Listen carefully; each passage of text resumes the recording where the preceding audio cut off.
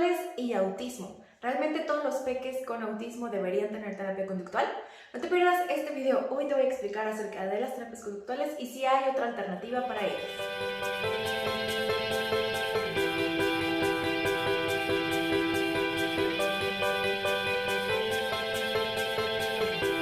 Hola, ¿cómo estás? Yo soy Jimena Carreto, terapeuta de lenguaje y aprendizaje y también soy licenciada en lingüística. Bienvenido a otro video y hoy vamos a estar platicando acerca de las terapias conductuales que a veces nos dan por default los especialistas en peques con autismo y vamos a platicar un poco de la perspectiva que yo tengo acerca de las terapias conductuales y otras terapias que podemos ocupar con los pequeños que me parecen mucho más viables y más respetuosas con el desarrollo. Pero antes de empezar te voy a recordar que me encuentras en Facebook, Instagram, TikTok y por supuesto aquí en el canal de YouTube, en todas las redes como @miterapiaconjimena y también así nos encuentras en la página web www.miterapiaconjimena.com.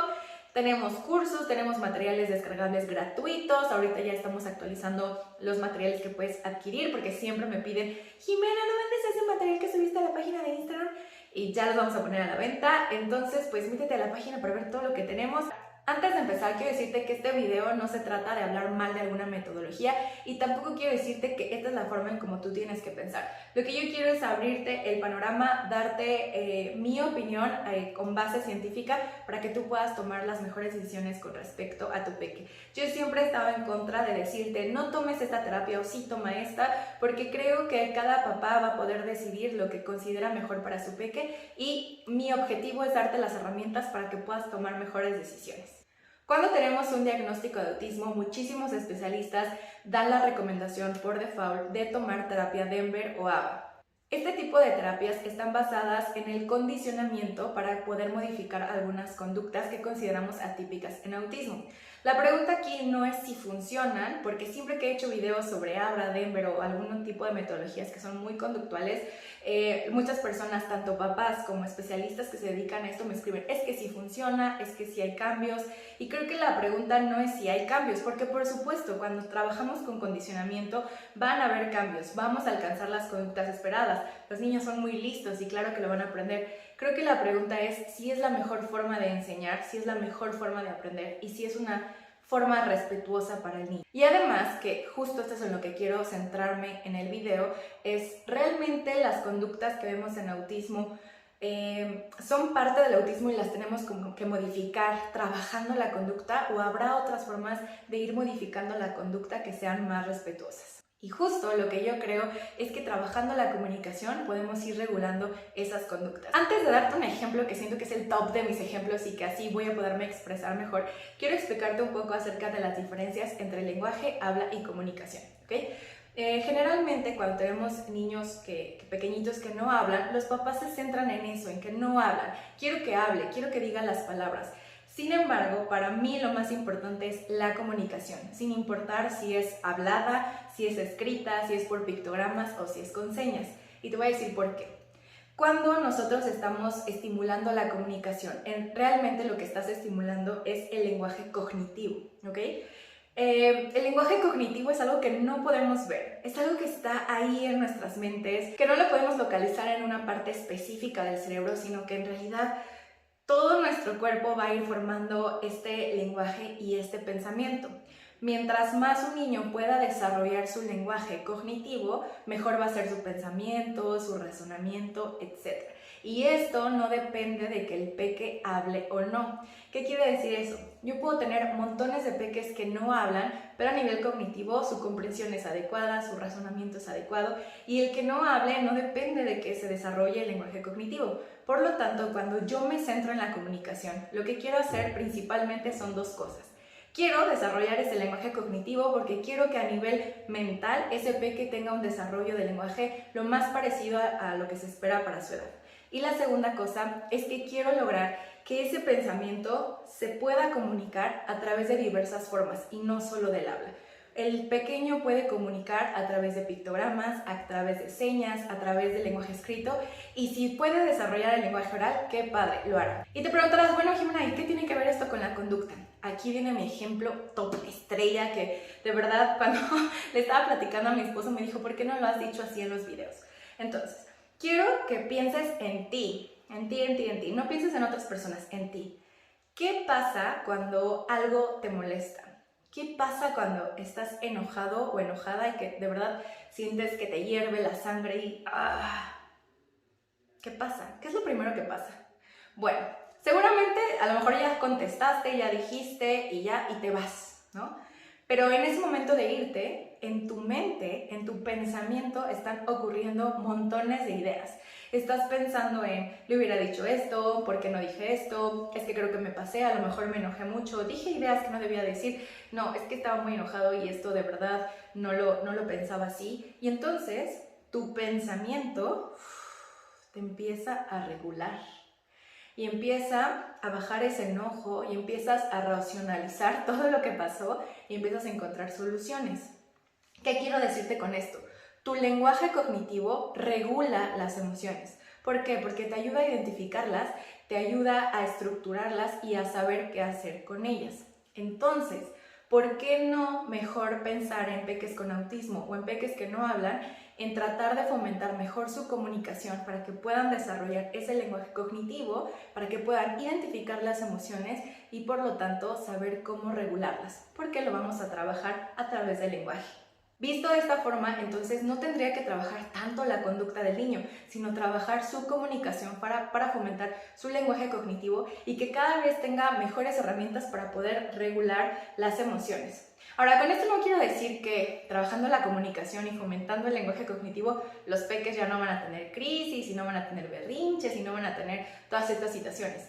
Seamos realistas, los niños pequeños todavía no desarrollan su lóbulo frontal, todavía está en proceso. Y por lo tanto es común que todavía tengan baja tolerancia a la frustración, que tengan berrinches, que se enojen, etc. Eso es parte de la edad, no necesariamente del autismo. Pero lo cierto es que mientras más herramientas tengan de comunicar cómo se sienten, de comprender cómo se sienten, es mucho más sencillo que ellos puedan regular su emoción. Y lo mismo para los papás. Si pueden comunicarse con su pequeño y pueden entender qué es lo que está pasando o qué fue lo que causó que se sientan así, es mucho más fácil que ellos puedan regularlos. Y entonces, ¿cuál es la clave? La comunicación. Si nosotros establecemos mejores medios de comunicación con nuestros pequeños, vamos a poder regular su conducta de mejor forma.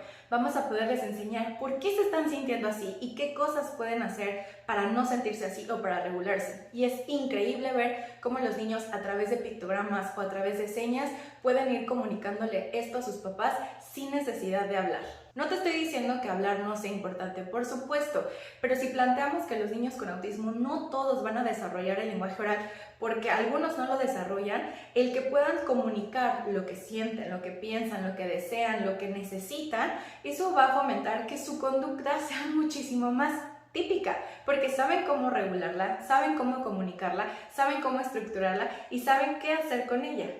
Entonces, para mí, las terapias necesarias para trabajar con peques con autismo es la terapia de lenguaje para favorecer su comunicación y la terapia sensorial en aquellos pequeños que tengan alguna alteración en la integración sensorial, pero no necesariamente la conducta. Solamente en aquellos casos que a lo mejor la familia no tenga buenos límites establecidos en casa, tendré o buscaré las opciones de trabajar con una psicóloga para que nos pueda dar estos tips o estas estrategias para mejorar los límites en casa, pero no es una terapia conductual en específico. Entonces, Jimena, ¿por qué en nuestro paradigma de autismo sí conocemos muchos adultos jóvenes que se comportan de maneras inadecuadas, que tienen conductas agresivas, autolesivas, etcétera? Porque lo más probable es que estas personas no tuvieron una atención temprana en la comunicación.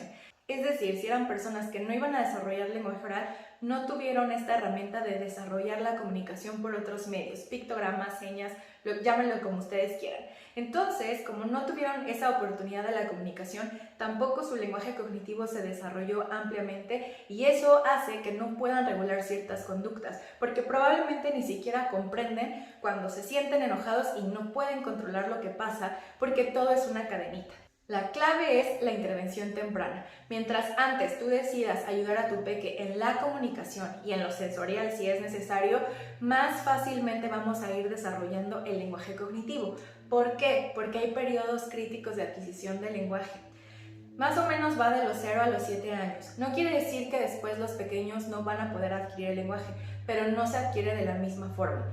si en ese proceso de los 0 a los 7 no establecimos lo básico del lenguaje, lo que forma parte de la adquisición natural del lenguaje, después va a ser muy difícil. Y estos años son los que nos van a determinar qué tan complejo va a ser su pensamiento, qué tan abstracto va a ser su razonamiento, cómo va a poder comunicarse esa persona. Entonces, por eso la intervención temprana es sumamente importante para que nosotros podamos no solo desarrollar el ámbito del lenguaje, sino otro tipo de habilidades como son la conducta, el aprendizaje, el razonamiento, etc. Por lo tanto, para mí lo más importante es centrarme en la comunicación del pequeño. No si habla o no, porque eso no me determina su lenguaje cognitivo, sino en fomentar la comunicación para que pueda ir adquiriendo el lenguaje de forma natural por otros medios. Y si habla, qué padrísimo, porque entonces también esto va a desarrollar el lenguaje. Y aquí un último punto que te quiero decir, que ayer tuvimos la plática con Amanda Blackwell para la Universidad del Valle de Guatemala y estábamos hablando con algunos papás porque me decían, no, Jimena, es que las señas, me dijo el neuropediatra, que va a detener el lenguaje. No, es que usar pictogramas detiene el lenguaje. Es completamente falso, y un ejemplo que di es que nosotros como adultos todo el tiempo usamos pictogramas y usamos señas.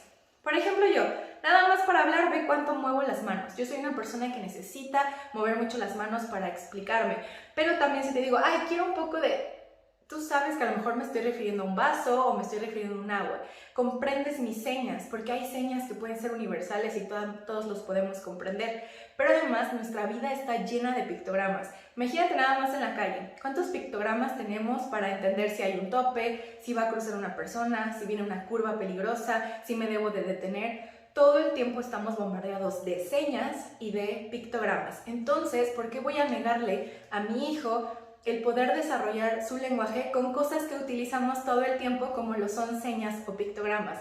Hay muchísimos estudios que dicen que el uso de señas y el uso de pictogramas fomenta muchísimo más el lenguaje y fomenta muchísimo más el vocabulario. Y además, si el peque tiene la capacidad de desarrollar lenguaje oral, las señas, los pictogramas y además del lenguaje hablado van a poder fomentar el que ese lenguaje oral salga. Entonces, papá y mamá, aquí te doy una opción diferente de que te enfoques más en la comunicación de tu peque y que evitemos más estas terapias que se dedican más a cambiar la conducta atípica, porque para mí lo importante es que el niño pueda comprender esa conducta, saber qué hacer con ella y cuáles son sus opciones comunicativas para poder regularlas. Espero haber sido lo más clara posible en este video, porque de verdad tenía como muchas ideas y quería consolidarlas todas juntas. Si tienes dudas o comentarios, si no estás de acuerdo conmigo, también se vale. Simplemente te pido mucho respeto para poder intercambiar ideas. Y si tienes alguna duda en específico o algún tema que te gustaría que tratara en los videos, por favor déjamelo aquí en comentarios. Espero que estés súper bien y recuerda que todo lo que hacemos es porque creemos en su potencial. Que estés muy bien y nos vemos pronto. Adiós.